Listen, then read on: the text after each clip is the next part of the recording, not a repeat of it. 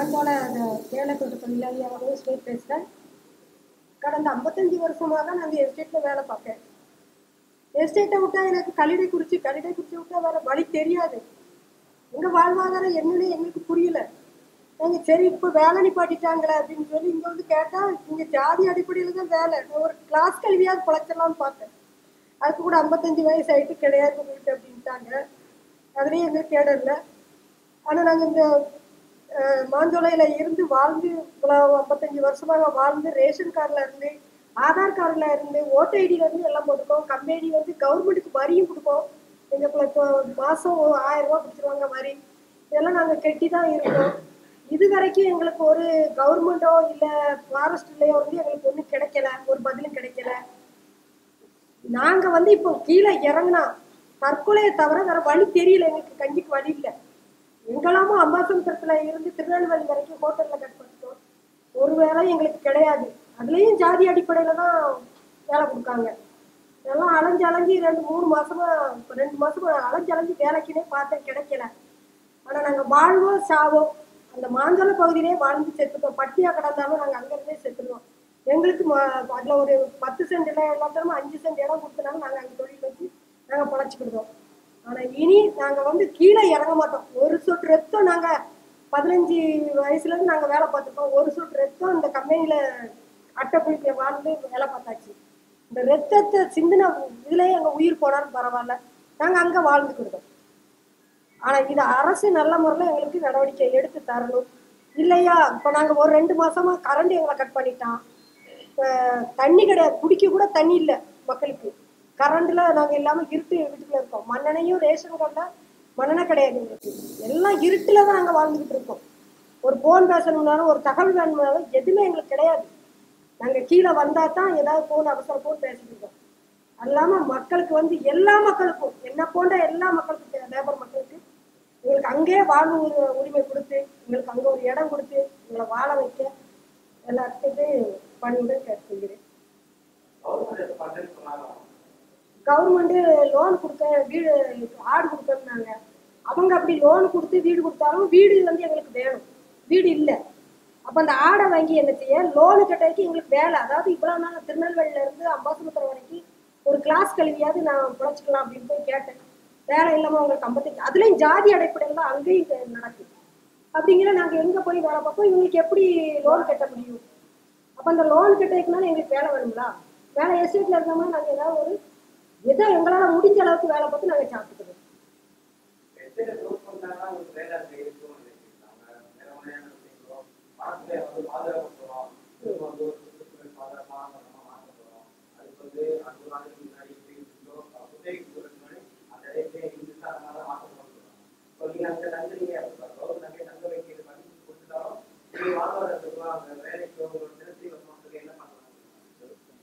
அதாவது அங்கே நாங்கள் அந்த இடத்துல நாங்கள் விவசாயம் பண்ணி நாங்கள் சாப்பிட்டு கொடுத்தோம். ஆமாம், 10 ஏக்கர் நிலம் எங்களுக்கு கொடுத்தா போதும். அதில் நாங்கள் எது வேணாலும் வச்சு பால் எடுத்து கீழே அனுப்புவோம், பால் எடுத்து கீழே அனுப்புவோம், கடைக்கு அடித்து அதை வச்சு நாங்கள் பயணிக்குவோம். அதாவது அந்த எஸ்டேட்டில் எங்களுக்கு பிழைக்கிறதுக்கு நிறைய வேலை இருக்குது. ஏலக்காய் இருக்குது, கிராம்பு இருக்குது, திப்பிலி இருக்குது, எல்லாமே இருக்குது. தைலத்தை காட்டில் எல்லாமே இருக்குது. அந்த அதில் உள்ளது எல்லாத்தையும் நாங்கள் வியாபாரம் வந்து பார்த்து கீழே கொண்டு வந்து நாங்கள் சம்பாத்தியம் பண்ணி இப்போ ஒரு கிலோ ஏலக்காய்லாம் 1000 ரூபா இருக்குது.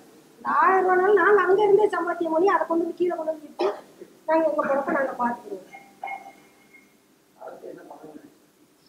அரசு எங்களுக்கு அந்த இடத்த நாங்கள் இத்தனை வருஷங்களும் அங்கே வாழ்ந்துட்டோம். அந்த இடத்த விட்டு நாங்கள் நகர மாட்டோம். அங்கேயே நாங்கள் வாழ்ந்து மண்ணுக்குள்ளே போனாலும் அங்கே தான் எங்கள் தாத்தா பாட்டி எங்கள் அப்பா எங்கள் அம்மா எல்லாத்தையும் நாங்கள் அங்கே தான் வச்சுருக்கோம். நாங்கள் கும்பிடுறதுக்கு கோயிலும் அங்கே தான் இருக்குது. இது வரைக்கும் நாங்கள் அங்கேருந்து வந்து ஒரு வேலை தெரியாது. ஒரு தேலையை தவிர 15 வயசுலேருந்து வேலை பார்த்துக்கோம். அந்த தேலையை தவிர ஒன்றும் தெரியாது. இந்த கல்லிடை குறிச்சி 4 முக்கிய இதுகளுக்கு தான் தெரியும். எல்லா மக்களுக்கும் படிப்பறிவு இல்லை எங்களுக்கு.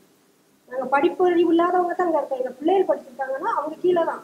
அதுவும் நாங்கள் ஃபீஸ் கட்டி தான் படிக்க வைக்கோம். ஃபீஸ் கட்ட முடியாதவங்க அனாதிமரத்தில் சேர்ந்து நாங்களாம் என் பிள்ளைகளை 2 பிள்ளைகளையும் அனாதிமரத்தில் தான் படிக்க வச்சேன். ஏன்னா எனக்கு ஃபீஸ் கட்ட வழி இல்லை. அதனால் என் பிள்ளைகளை 2 வயசுலேருந்து நான் அனாதிமரத்தில் சேர்த்து என் பிள்ளைகள் படிக்கிறேன். அதனால இப்போ நான் வந்து இங்கே வந்து வேலை பார்த்தாலும் என் பிள்ளைகளுக்கு காப்பாற்ற முடியாது. ஒரு சில இடம் நம்ம கம்பெனி கொடுத்து 2 லட்ச ரூபா கொடுத்து 2,80,000 கொடுத்துருக்கு. ஒரு சென்ட்டுக்கு இப்போ நான் வீடு போய் கேட்டேன், 5 லட்சம் ரூபா ஒத்திக்கு கேட்காங்க. நான் எங்க இருந்து கொடுக்க முடியும்? ஒரு ஆள் உழைச்சி 5 லட்சம் ரூபா ஒத்தி எங்க பார்க்க முடியாது. அதனால எங்களுக்கு நாங்க வாழ்வோம் சாவோம் மேலேயே நாங்க வாழ்ந்துருவோம். நாங்க அங்க இருக்க நிலங்களை நாங்க பாடுபட்டு நாங்க சாப்பிடுவோம். தமிழ்நாடு பப்ளிக் ப்ராசிக்யூட்டர் என்ன பேசுறாரு, ஜிபி என்ன பேசுறாரு, இந்த அவர்களெல்லாம் வெளியேற்றிய பிறகு அதை நாங்கள் எக்கோ டூரிசம், அதாவது சூழல் சுற்றுலா ஏற்படுத்தி தரோம்னு நான் நண்பர்களுக்கெல்லாம் கேட்டுக்கொள்ள விரும்புகிறேன். அங்க ஒரு 580 குடும்பம் இருக்குது, 99 வருஷமா இருக்கிறாங்க. அவங்களை வெளியேற்றிட்டு ஆயிரக்கணக்கான வாகனங்களிலே சென்று சுற்றுலா சென்றால் அப்போ புலிகளுடைய வாழ்விடம் பாதிக்கப்படாதா? மாஞ்சோலையில் ஒரு தப்பு நடந்து விட்டுட்டோம்னா அடுத்து இலங்கையில் வந்த தமிழர்கள் அவங்க 10 லட்சம் பேர் வீதிக்கு வந்துடுவாங்க, வால்பாறையிலிருந்து வந்துடுவாங்க. இதனுடைய பாதிப்பு இந்தியா முழுமைக்கும் பல வனப்பகுதியில் வாழக்கூடிய பழங்குடி மக்கள், பழங்குடி அல்லாத அந்த வனப்பகுதியில் வாழக்கூடிய மக்களுடைய வாழ்வாதாரம் முற்றாக பாதிக்கப்படும். இதில் தவறாக முடிவெடுத்துட்டுனா வால்பாறையிலிருந்து ஏறக்குறைய 1 லட்சம் பேர் கீழே இறங்கணும், கூடலூர்லேருந்து ஒரு 10 லட்சம் பேர் கீழே இறங்க வேண்டியிருக்கும், அப்புறம் அதே போல் ஏற்காடுலேருந்து கீழே வர வேண்டியிருக்கும், எல்லா தேயிலை காப்பி தோட்டங்களையும் மூட வேண்டியிருக்கும். அங்கே இருக்கக்கூடிய இங்கே கீழே என்ன வேலை இருக்குது அந்த மக்களுக்கெல்லாம்? எனவே அவர்கள் பசியோடும் பட்டினியோடும் கிடக்கக்கூடிய ஒரு நிலைமை ஏற்படும். இவங்க கழுத்து மேலே கத்தி வச்ச மாதிரி தொழிலாளர்கள் இங்கிருந்து கீழிருந்து மேலே போய் பார்க்க போனால் பார்க்க விட மாட்டேங்கிறான், செக் போஸ்ட் போட்டுக்கிறாங்க. அவங்க நிறுவனம் இல்லை, போலீஸ் போடுதுங்க. ஒரு போர்ட், ஒரு துறைமுகம் இருக்குது, அது ஏர்போர்ட் இருக்குது, ஒரு கம்பெனிக்கு ஒரு 30 வருஷம் 40 வருஷம் கொடுக்குறாங்க. போகும்போது ஏர்போர்ட் தூக்கிட்டு எப்படி போக முடியும்? அவன் பாட்டில் வந்தான், வேலையை பார்த்தா, சர்வீஸ் பண்ணால் போயிட்டு இருக்கணும். அதே போல் தான் நீ 99 வருஷம் இருந்தது, தேயிலை போட்டீங்க, போட்டு தேயிலை இருக்கட்டும், அதை பராமரிக்கிறது அடுத்து வரக்கூடியவங்களுடைய வேலை. ஆனால் அவங்க வரம்புக்கு மீறி செயல்படுறாங்க. திருநெல்வேலி மாவட்டம் அம்பாசமுத்திரம் தாலுகாவில் உள்ள மாஞ்சோலை தேயிலை தோட்ட தொழிலாளர்கள் ஏறக்குறைய 5 தலைமுறைகளாக அங்கே பணிபுரிந்து வரக்கூடியவர்களை இப்பொழுது கட்டாயப்படுத்தி வெளியேற்றக்கூடிய ஒரு அவல நிலை உருவாக்கப்பட்டிருக்கிறது. எனவே அவருடைய வாழ்வாதாரத்தை மாஞ்சோலை தேயிலை தோட்டங்களிலேயே தமிழ்நாடு அரசு அதே போல மத்திய அரசு ஏற்பாடு செய்தர வேண்டும் என்பது குறித்து இன்று நாங்கள் மாஞ்சோலை தேயிலை தோட்டங்களிலே பணிபுரியக்கூடிய தேயிலை தோட்ட தொழிலாளர்கள் 18 பேரும் வருகை புரிந்திருக்கிறார்கள். அவர்களோடு நம்முடைய பத்திரிகையாளர் சந்திப்பை ஏற்பாடு செய்திருக்கிறோம். அதே போல அவர்களுடைய வாழ்வாதாரத்தை மாஞ்சோலையை ஏற்படுத்தி தர வேண்டும் என்ற உணர்வோடு ஒத்த கருத்தோடு இருக்கக்கூடிய பல தமிழ் அமைப்புகள், அன்பு சகோதரர் வியனரசு உட்பட பலரும் இந்த நிகழ்ச்சியிலே பங்கு பெற்றிருக்கிறார்கள். மாஞ்சோலை தேயிலை தோட்டம் என்பது 1929ஆம் ஆண்டு அன்றைய காலகட்டத்தில் அந்த வன நிலம் திருவிதாங்கூர் சமஸ்தானத்துக்கு கீழ் இருந்தது. அது பின்னர் சிங்கமட்டி ஜமீர் என்பவரிடம் அது பராமரிக்க ஒப்படைக்கப்பட்டது. அந்த ஜமீன் பல்வேறு காரணங்களுக்காக அந்த வனப்பகுதியை பாம்பே பர்மா ட்ரேடிங் கார்ப்பரேஷன் என்று அழைக்கப்படக்கூடிய ஆங்கிலேய கம்பெனிக்கு 99 வருட குத்தகைக்கு அதை அவர்கள் வழங்கினார்கள். அந்த வனப்பகுதியில் அதன் பின்பு தேயிலை, காப்பி, மிளகு உட்பட பல்வேறு விதமான வனப்பகுதியிலே விளையக்கூடிய பொருட்கள் விளைவிக்கப்பட்டன. 1929க்கு முன்பாகவே அங்கே பணிபுரிவதற்காக, அங்கே இருக்கக்கூடிய காடுகளை சீர்திருத்துவதற்காக எந்த விதமான போக்குவரத்து வசதிகளும் இல்லாத அந்த நேரத்தில் தூத்துக்குடி மாவட்டம், திருநெல்வேலி, தென்காசி, விருதுநகர் மற்றும் பல்வேறு தென் மாவட்டங்களிலிருந்து பலர் விருப்பப்பட்டும் பலர் விருப்பப்படாமலும் பல்லாயிரக்கணக்கான தொழிலாளர்கள் அங்கே அழைத்து செல்லப்பட்டார்கள் அல்லது இழுத்து செல்லப்பட்டார்கள். இன்று கட்டாயப்படுத்தி வெளியேற்றப்படக்கூடிய நிலைக்கக்கூடிய தொழிலாளர்களுடைய மூதாதையர்கள் அந்த தேயிலை தோட்டங்களை உருவாக்குவதற்காக பலர் உயிரிழந்திருக்கிறார்கள். பலர் தங்களுடைய வாழ்க்கையை அர்ப்பணித்திருக்கிறார்கள். இப்பொழுது 1929ஆம் ஆண்டு குத்தகைக்கு பெற்ற பிபிடிசி நிர்வாகம் சட்டப்படி 99ஆம் ஆண்டு என்பது 99 வருடம் என்பது 2028ஆம் ஆண்டு முடிவடைய இருக்கிறது. 4 வருடங்களுக்கு முன்பாகவே அவர்கள் தேயிலை தோட்டங்களை மூடிவிடப் போவதாக ஒரு செய்தியை சொல்லி, ஆனால் அதை எந்த இடத்திலேயும் அவர்கள் எழுத்துப்பூர்வமாக குறிப்பிடாமல் இப்பொழுது அங்கே பணிபுரியக்கூடிய 584 குடும்பங்களை சேர்ந்தவர்களை ஆகஸ்ட் மாதம் 7ஆம் தேதிக்குள்ளாக அவர்கள் இப்பொழுது இருக்கக்கூடிய மாஞ்சோலை என்பது அந்த தேயிலை தோட்டத்தில் 5 பிரிவுகள் உண்டு. ஒன்று அம்பாசமுத்திரம் மணிமுத்தாறு பகுதியிலிருந்து போனவுடன் முதல் பகுதியாக இருக்கக்கூடியது, அது 222 ஹெக்டேரில் அது உருவாக்கப்பட்டிருக்கிறது. அதற்கு பிறகு 4 முக்கு என்பது, அதுக்கு பிறகு ஊத்து என்பது, அதுக்கு பிறகு குதிரை வெட்டி என 5 பகுதிகளிலே தேயிலை தோட்ட தொழிலாளர்கள் அங்கே வேலைக்கு அமர்த்தப்பட்டிருக்கிறார்கள். இப்போ அவர்கள் அனைவரையும் ஆகஸ்ட் மாதம் 7ஆம் தேதிக்குள்ளாக அவர்கள் தங்களுடைய குடியிருப்புகளில் இருந்து வெளியேறிவிட வேண்டும் என்று அந்த பிபிடிசி நிர்வாகம் ஒவ்வொரு தொழிலாளியாக தனித்தனியாக அழைத்து பேசி என்பதை காட்டிலும் மிரட்டியும் உருட்டியும் அச்சுறுத்தியும் அவரிடத்திலே விருப்பப்பட்டு அவர்கள் கையெழுத்து இடாமல், ஆனால் அவரிடத்திலே கட்டாயப்படுத்தி அந்த கையெழுத்தை பெற்றுக்கொண்டு விருப்ப ஓய்வு என்ற பெயரில் அவர்களை இப்பொழுது வெளியேற்றுவதற்கு உண்டான திட்டமிட்டு வருகிறார்கள். இவர்கள் எந்த காரணத்தை கொண்டும் இவர்கள் வெளியேற்றப்படக்கூடாது. இவர்கள் ஏறக்குறைய 99 வருடங்கள் 100 வருடங்களுக்கு மேலாக அந்த பகுதியிலே குடியிருந்து வருகிறார்கள். எனவே அவருடைய வாழ்வாதாரத்தை மாஞ்சோலை பகுதியிலே ஏற்படுத்தி தர வேண்டும் என்று நான் தனிப்பட்ட முறையிலே தமிழ்நாடு முதலமைச்சர் அவர்களுக்கு கடிதம் எழுதியிருக்கிறேன். அதே போல சென்னை உயர்நீதிமன்றம் மதுரை கிளையிலேயும் வழக்கு தொடுத்திருக்கிறோம். அதே போல இங்கு இருக்கக்கூடிய ரோஸ்மேரி என்ற சகோதரி, அங்கே பணிபுரியக்கூடிய தொழிலாளி, அவரும் மதுரை உயர்நீதிமன்ற கிளையிலே ஒரு வழக்கை பதிவு செய்திருக்கிறார். அதே போல மற்ற 4 பேரும் பதிவு செய்திருக்கிறார்கள். இப்பொழுது மிக முக்கியமாக இங்கே நாங்கள் பத்திரிகையாளர் சந்திப்பு நடைபெறுவது, இன்னும் இங்கு இருக்கக்கூடிய பல நம்முடைய ஊடக நண்பர்களுக்கும் பொதுமக்களுக்கும் நடுநிலையாளர்களுக்கும் ஏதோ தொழிலாளர்கள் தான் விருப்பப்பட்டு கையெழுத்து இட்டு விட்டார்கள் என்பதை போன்ற ஒரு பிரமை உருவாக்கப்பட்டிருக்கிறது. ஆனால் உண்மையில் அவர்கள் யாரும் விருப்பப்பட்டு கையெழுத்திடவில்லை. அவர்களுடைய வறுமை, ஏழ்மை, அவருடைய இயலாமையை பயன்படுத்தி கொண்டு ஒவ்வொரு தொழிலாளியாக கண்காணிகள், அதாவது சூப்பர்வைசர் அழைக்கப்படக்கூடியவர்களை அழைத்து தனித்தனியாக பேசி அவர்கள் வாங்கி கொண்டார், கையில் ஓய்வு பெற்றுக்கொண்டு அவர்கள் போகப் போகிறார்கள், நீ வாங்கிக்கொள், இல்லை என்றால் உனக்கொன்றும் கிடைக்காது என்று ஒவ்வொருவரையாக தனித்து பேசி அவரிடத்திலே கட்டாயப்படுத்தி கையெழுத்து வாங்கி வைத்திருக்கிறார்கள். எனவே இது எந்த விதத்திலும் சட்ட ரீதியாகவும் முறையற்றது, அதே போல மனித நேயமற்றது.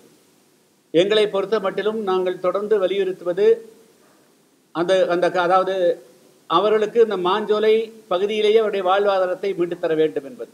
ஆனால் அரசனுடைய தரப்பு அல்லது அதிகாரியுடைய தரப்பில், இன்னும் அரசனுடைய தரப்பில் எந்த விதமான ஒரு அமைச்சர் அளவிலோ அல்லது உயர் அதிகாரியுடைய மட்டத்திலிருந்து எந்த விதமான ஒரு அறிக்கையும் கொடுக்காமல் அடிமட்டத்திலே இருக்கக்கூடியவர்கள், அதாவது வனத்துறை அதிகாரிகளை வைத்து பல்வேறு விதமான அறிக்கைகளை கொடுக்கிறார்கள்.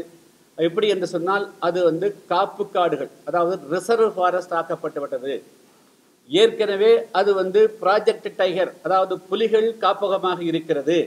எனவே இந்த நிபந்தனைகளின்படி அவர்கள் அங்கிருந்து வெளியேற வேண்டும் என்று நான் நம்முடைய அன்பு சகோதரத்திலே சொல்லிக்கொள்ள விரும்புவது, அந்த களக்காடு முண்டந்துறை புலிகள் காப்பகம் என்பது 1972ஆம் ஆண்டு இயற்றப்பட்ட வைல்டு லைஃப் புரொடெக்ஷன் ஆக்ட், அதன்படி, அதாவது வனவிலங்குகள் பாதுகாப்பு சட்டத்தை எப்பொழுது வந்ததோ அப்பொழுதிருந்தே அது புலிகள் காப்பகமாகத்தான் இருக்கிறது.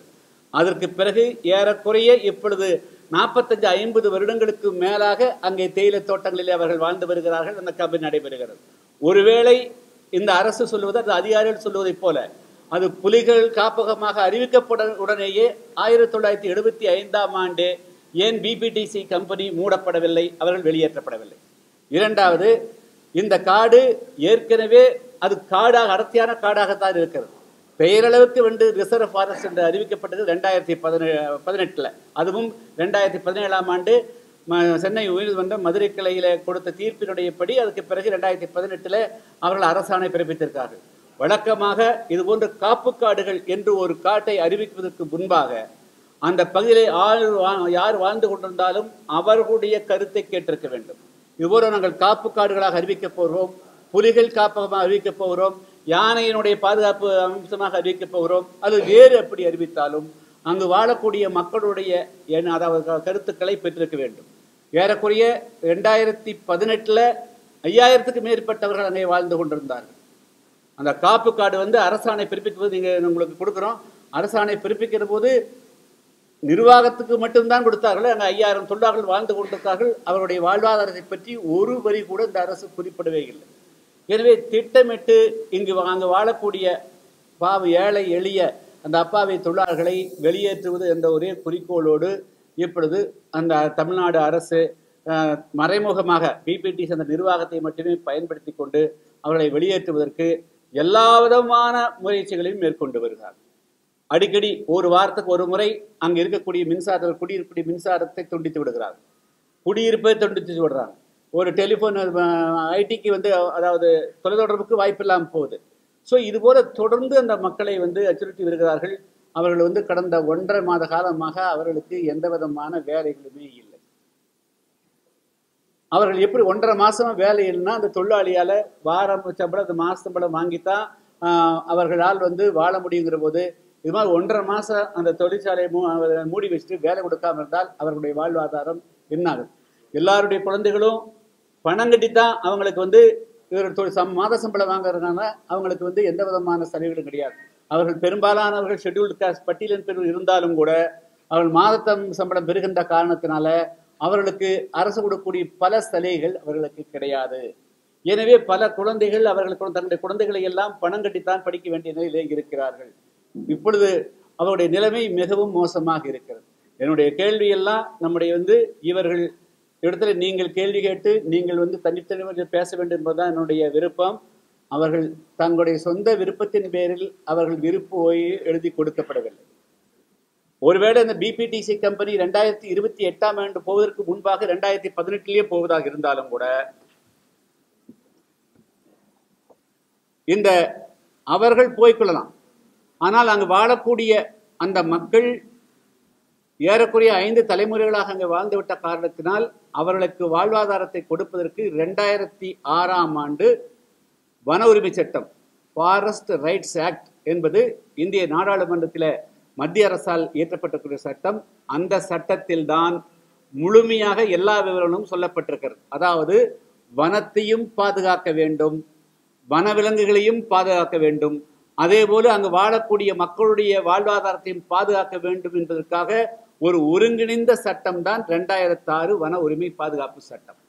தமிழ்நாடு அரசு இந்த வன உரிமை சட்டத்தை பயன்படுத்தி மாஞ்சோலையில் வாழக்கூடிய தமிழர்களை வாழ வைப்பதற்கு பதிலாக அந்த அப்பாவிகளை அங்கிருந்து வெளியேற்றி அவர்களை அனாதைகளாக தெருவிலே கொண்டு வந்து நிறுத்துவதற்கு மட்டுமே இந்த அரசனுடைய நடவடிக்கை இருப்பதாக தெரிகிறது. இந்த 1929 மாஞ்சோலையை வந்து 8373 ஏக்கர் அந்த பிபிடி பாம்பே பர்மா ட்ரேடிங் கார்பரேஷன்ங்கிறது யாரு அதனுடைய நிர்வாகி என்று சொன்னால் பாகிஸ்தானுடைய நிறுவனர் ஜின்னா அவர்களுடைய மகள் வழி பேரன் தான் வந்து நுசில் வாடியா.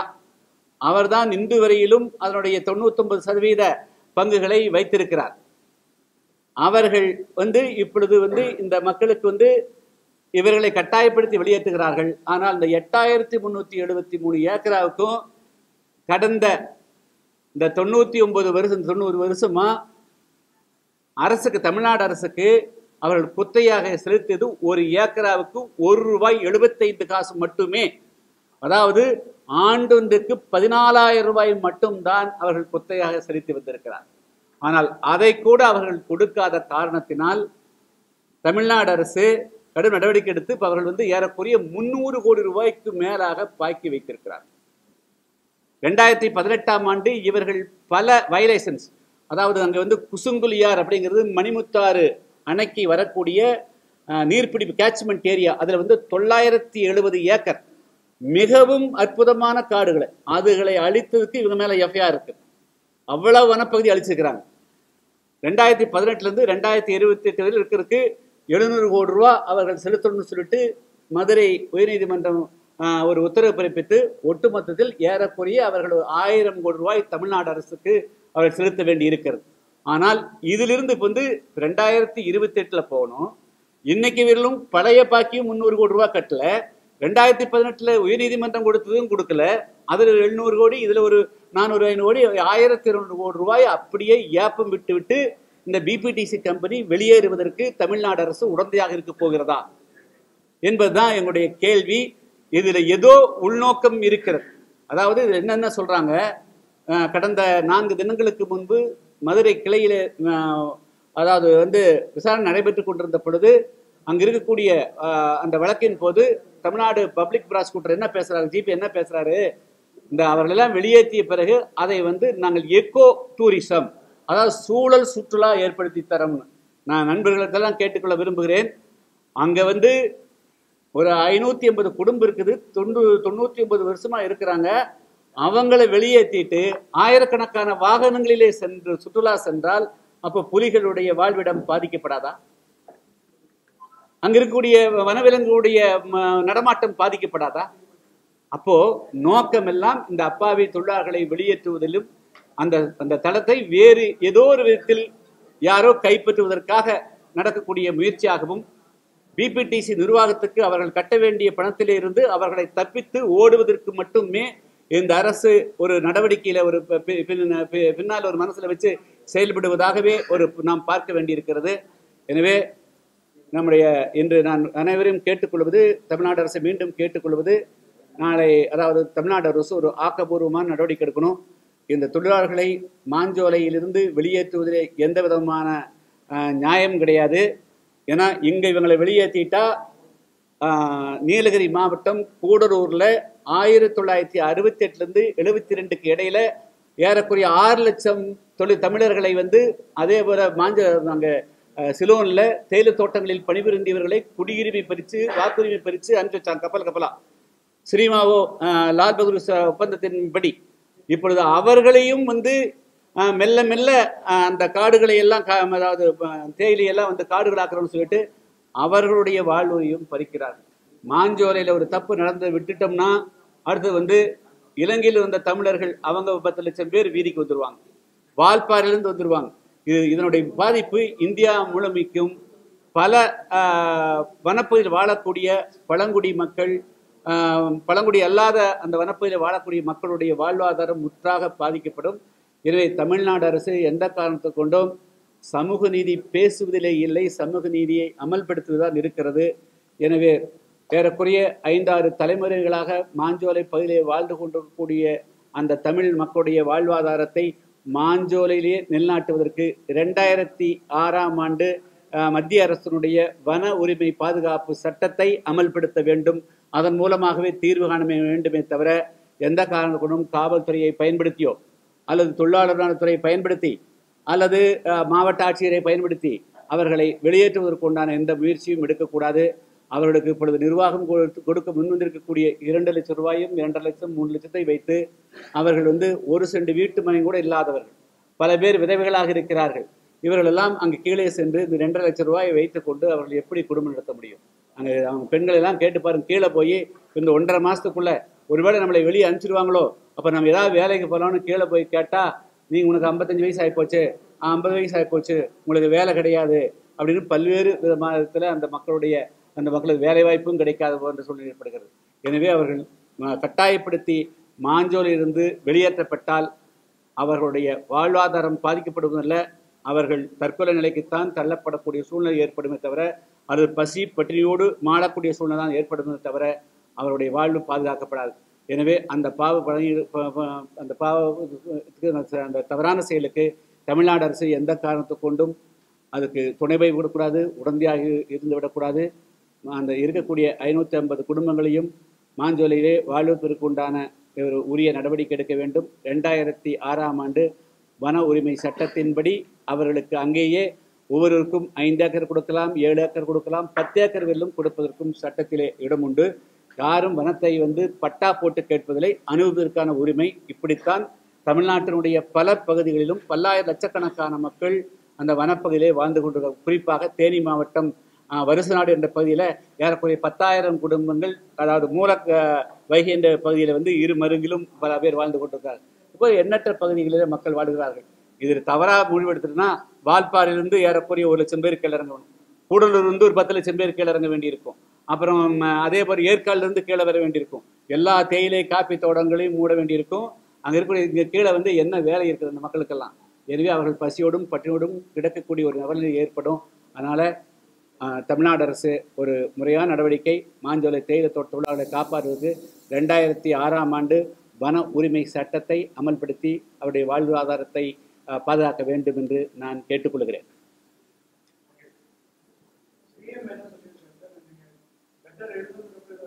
இல்லை, இதுவரையிலும் எந்த விதமான பதிலும் வரலைங்க. நாங்கள் வந்து ஏறக்குறைய 26 துறைக்கு மத்திய அரசனுடைய ஒன்று இந்த டைகர் ப்ராஜெக்டுக்கு மட்டும் வந்து எழுதினோம். பெங்களூர் வந்து அவங்க வந்து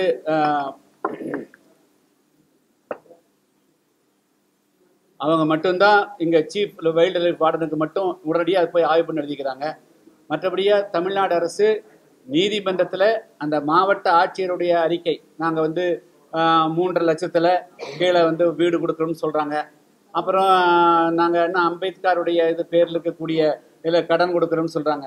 இவங்க இந்த பாருங்க, இவங்கெல்லாம் போய் இன்னைக்கு எப்போ கடன் வாங்கி என்ன தொழில் செஞ்சு எப்படி கட்டுவாங்க வச்சுங்களேன்? பணமே ஃப்ரீயாக கொடுத்தாலும் கூட அவங்களாம் தொழிலெலாம் செஞ்செல்லாம் காப்பாது. அவனுக்கு வந்து தேயிலை பறிக்கிறது தவிர, தேயிலை உரமிடுவது தவிர, கவாத்து வெட்டுவது தவிர, ஃபேக்டரியில் வேலை செய்வதை தவிர வேறு எந்த தொழிலும் அவர்களுக்கு பரீட்சையுமே இல்லை. அதனால் அரசனுடைய வேறு எந்த உதவிகளும் அவர்களுக்கு உதவாது. அவங்களுடைய கிளைமேட்டே அவங்களுக்கு வந்து ஒத்துவராது. அதனால் அவங்களுக்கு வந்து அவங்களுடைய வாழ்வாதாரத்தை அங்கேயே ஏற்படுது. 2006 சட்டத்தில் நான் தான் கொடுத்துருக்குறேன், உங்களுக்கு கொடுத்துருக்குறது அதுதான் கொடுத்துக்கிறேன். அது தயவுன்னு நீங்கள் எல்லாரும் கொஞ்சம் பொறுமையாக படித்து பாருங்கள். அதில் அவங்களுடைய வாழ்வாதாரத்தை அந்தந்த பகுதியை பாதுகாக்கிறதுக்கு சட்டத்தில் இடம் இருக்குது. சட்டத்தின்படி யாரையும் வந்து அதாவது வனப்பகுதியில் வாழக்கூடிய மக்களை அவருடைய வாழ்வாதாரம் அந்த பகுதியாக இருந்தால் அவர்களை வெளியேற்றுவதற்கு எந்த வித சட்டத்தில் இடம் கிடையாது. ஆனால் தமிழ்நாடு அரசு அந்த பிபிடிசி நிர்வாகத்தை பயன்படுத்தியும், வனத்துறையை பயன்படுத்தியும், காவல்துறையை பயன்படுத்தியும், அதே போல தொழிலாளர்களை பயன்படுத்தி அவர்களை கட்டாயமாக வெளியேற்றுவதற்கு உண்டான எல்லா நடவடிக்கையும் எடுக்கிறாங்க. அப்பப்போ கரண்ட் ஆஃப் பண்ணுறாங்க, தண்ணி கட் பண்ணுறாங்க. ஸோ அதனால் வந்து இந்த மாதிரி வந்து 3ஆம் தர நடவடிக்கைகள் வந்து தமிழ்நாடு அரசுடைய எந்த துறையும் ஈடுபடக்கூடாது. தமிழ்நாடு முதலமைச்சர் அவர்கள் இது வந்து மனிதநேயத்தோடு நடக்கிறது ஒன்று. 2வது, அவர்களுக்கு சட்டமே இருக்குது. இங்கே சட்டத்தை மட்டும் அமலாக்கினா போதும். நாங்கள் வந்து சட்டத்துக்கு அப்பாற்பட்டு 2006 சட்டத்தை எப்படி அமலாக்கப்படலாம் என்பதற்கு ஒரு உயர்மட்ட குழு நீங்கள் நியமிக்கலாம். அந்த மக்களுக்கு வந்து எப்படி அதுக்கும் வந்து விதிகள் இருக்குது. கிராம சபை அந்த பகுதியில் கூடிய மக்கள் தான் முடிவு பண்ணணும் அப்படிங்கிறதெல்லாம் இருக்குது. அதனால் இந்த 2006 சட்டத்தை மறந்து விட்டு அல்லது அதை வந்து ஒதுக்கி வைத்து விட்டு அவருடைய வாழ்வாதாரத்துக்கு தீர்வு காண்பதற்கு மாநில அரசு எந்த முயற்சியும் எடுக்கக்கூடாது. அதுக்குள்ளதான் மாநில அரசு அது தீர்வு காண வேண்டும்.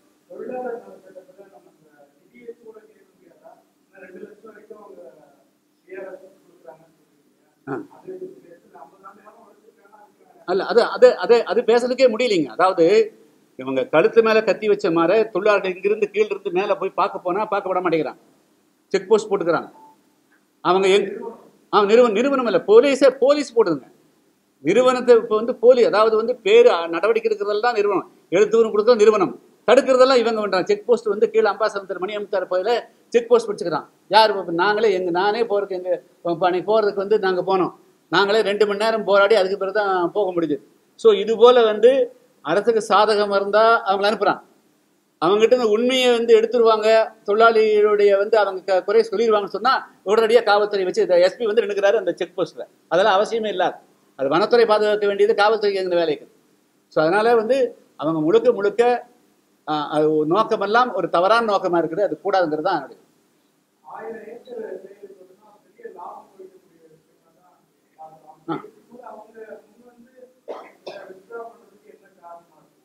இல்லை, அவங்களுக்கு அதாவது கோர்ட்டுடைய 99 வருஷம் குத்தகை முடியுதுங்க. 2028 பிப்ரவரி மாதம் 11ஆம் தேதியோட முடிஞ்சது. 11/11/2028 அவங்களுக்கு முடிஞ்சிருக்கு. 4 வருஷத்துக்கு மேலே போகிறான். நீ 4 வருஷம் க்ளோஸ் பண்ற போது நீ வந்து இத்தனை வருஷம் 99 வருஷமா அது எந்த எல்லாமே வந்து ஆர்கானிக் டீங்க. இந்தியாவில் வந்து முதல் ஆர்கானிக் டீயே வந்து அங்கே ஊத்தூர் எஸ்டேட் தான் வந்தது. ஏறக்குறைய 4000 ஏக்கரை வந்து ஆர்கானிக் டீ போட்டிருந்தாங்க. அவ்வளவு லாபம். அது வந்து நார்வேஸ் வீடுக்கு தான் போச்சு. நாங்கள் 98 போராட்டம் அன்னைக்கு வெறும் 35 ரூபா 40 ரூபா சம்பளம், இன்னைக்கு 454 ரூபா சம்பளம் வருது. அன்னைக்கு வந்து அவ்வளவு தூரத்துக்கு லாபம் சம்பாதிச்சுக்கிறாங்க. 4 வருஷத்துக்கு முன்கூட்டி அவங்க போற போது நிச்சயமாக அவங்க வந்து நீங்க உங்களுடைய வாழ்வாதாரத்தை நீங்க அரசிடம் பார்த்துக்குங்க, நாம் போறோம்னு தான் சொல்லணும். வீட்டை காலி பண்ணணும்னு சொல்றதுக்கு பிபிடிசிக்கு எந்த விதமான ரைட்ஸும் கிடையாது. அது வந்து இவங்களுடைய வாழ்வாதாரம், இவங்களுடைய பர்த் இது பிளேஸுங்க. இது அதுக்கு வந்து பிபிடிசிக்கு வந்து எந்த ரைட்ஸும் கிடையாது. அவங்க குத்தை உன்னுடைய குத்தை முடிச்சா போயிட்டு வரணும். இப்போ உதாரணத்துக்கு ஒரு போர்ட், ஒரு துறைமுகம் இருக்குது, அது ஏர்போர்ட் இருக்குது. ஒரு கம்பெனிக்கு வந்து ஒரு 30 வருஷம் 40 வருஷம் கொடுக்குறாங்க. போகும்போது ஏர்போர்ட் தூக்கிட்டு எப்படி போக முடியும்? அவன் பாட்டில் வந்தான், வேலையை பார்த்தா, சர்வீஸ் பண்ணா போயிட்டு இருக்கணும். அதே போல் தான் நீ 99 வருஷம் இருந்தது, தேயிலை போட்டீங்க, போட்டு தேயிலை இருக்கட்டும், அது பராமரிக்கிறது அடுத்து வரக்கூடியவங்களுடைய வேலை. ஆனால் அவங்க வரம்புக்கு மீறி செயல்படுறாங்க. இதையே கட்டுப்படுத்துறதுக்கு தமிழ்நாடு அரசு நடவடிக்கை எடுக்கல. தொழிலாளர் துறையில் இவங்க வந்து கட்டாயப்படுத்தி 584 குடும்பத்தில் இவங்க வந்து பிஆர்எஸ் வாங்கிக்கிறாங்க. நாங்கள் எங்களுடைய மாநில பொறுப்பாளர்கள் போய் பார்த்தாங்க. அதுக்கு பிறகு எங்களுடைய லாயர் குழு போய் வந்து அங்கே ஜாயின்ட் கமிஷனர் பார்த்தாங்க. இது மாதிரி கட்டாயப்படுத்தி வாங்குறாங்க, அதை ரத்து பண்ணுங்க. இன்னைக்கு வரையிலும் ஜாயின்ட் கமிஷன் ஆஃப் லேபர் அந்த விதிகளின்படி அதை ஒரு விசாரணை செஞ்சு அதை ரத்து பண்ண மறுக்கிறாங்க. அப்போ எல்லாமே அரசு வந்து இவங்க மூலமா எல்லாத்து மூலமாவே அவங்கள வந்து இயக்குறாங்க. அரசு மட்டும் நேரடியாக முதலமைச்சரோ அல்லது தலைமைச் செயலாளரோ உள்துறை செயலாளரோ சொல்லாமல் கீழக்கூடிய அதிகாரிகளை பயன்படுத்தி அவர்களை வற்புறுத்தி அல்லது அந்த ஒரு துன்புறுத்தி அவங்களை வெளியேற்றக்கூடாது முயற்சி எடுக்கிறாங்க. ஆக்சுவலாக வந்து 2 லட்சத்துக்கு கொடுக்குறப்பெல்லாம் நிர்வாகமே அது வந்து அவங்க அங்கே இருக்கிறதுங்கிறது வேறு பிரச்சனை. ஆனால் ஒரு கம்பெனி வந்து 4 வருஷத்துக்கு முன்னாடி போகிற போது கண்டிப்பாக ஒரு தொழிலாளிக்கு 15 20 லட்ச ரூபா 30 லட்ச ரூபா நான் கொடுக்கணும். அதுதான் முறை. இப்போ வந்து புலிகள் காப்பகத்திலிருந்து வெளியேற்றினால 25 lakhs கொடுக்கணுங்க. இதையெல்லாம் எதுவுமே வந்து பண்ணாமல் அந்த 2 லட்ச ரூபா வந்து கொடுக்குறேன், ஒரு வருஷத்துக்கு ஒரு மாதத்துக்கு 4 நாள் 5 நாள் வேலை போட்டு உங்களுக்கு 10 வருஷம் சர்வீஸ் இருக்குது, இந்த 1.5 மாதம் சம்பளம் கொடுக்குறேன்னு சொல்லிட்டு 2,80,000 ஏற்கனவே ரிட்டையர்ட் ஆகி போகக்கூடியவங்க அதையெல்லாம் தான் 4 லட்சம் காமிக்கிறாங்க. ஆனால் இப்பொழுது நல்ல திடகாத்திரமாக இருந்து பணிபுரியக்கூடிய தொழிலாளருக்கு அதிகபட்சம் 2,83,000 ரூபாய் தவிர கிடையாது. இதை வச்சு இந்த 2,83,000 வச்சு அவங்களுடைய பொண்ணு இருந்தால் எப்படி கல்யாணம் முடிக்க முடியும்? இவங்க போய் எந்த வீட்டில் குடியிருப்பாங்க? 3.5 லட்ச ரூபாய் இன்னைக்கு வீடு கொடுக்குன்னு சொல்கிறாங்க. நிலம் இல்லாமல் எந்த வீட்டில் கட்ட முடியும்? நிலம் வாங்க முடியுமா? எல்லாமே பொய்யும் பொருட்டுமா கவர்மெண்ட் சொல்கிறாங்க. அவங்கள கீழே இறக்கி விட்டுட்டா அதுக்கு பிறகு இந்த பிரச்சனைக்கு யாரும் வரமாட்டாங்க, அதோட முடிஞ்சிடும் அப்படின்னு அவங்க நினைக்கிறாங்க. உள்நோக்கம் இவர்களை வெளியேற்றிட்டு சுற்றுலா எக்கோ டூரிசம்ங்கிற பேரில் வேறு யாருக்கோ இதை வந்து மறைமுகமாக தாரை வாக்குறதுக்கு உண்டான முயற்சியாக தான் நாங்கள் பார்க்குறோம். ஏன்னா ஏற்கனவே வால்பாறை பகுதியில் தேயிலை தோட்டங்களை அழித்து 30% பகுதியை காடுகளை டூரிஸ்டுக்கு பயன்படுத்தலாம்னு ஒரு சமயத்தில் ஒரு ஆர்டர் போட்டிருக்காங்க. அப்போது இவங்க நோக்கம் வந்து உள்நோக்கம் கெட்ட நோக்கம் இருக்குது. அதுதான் சொல்றேன்.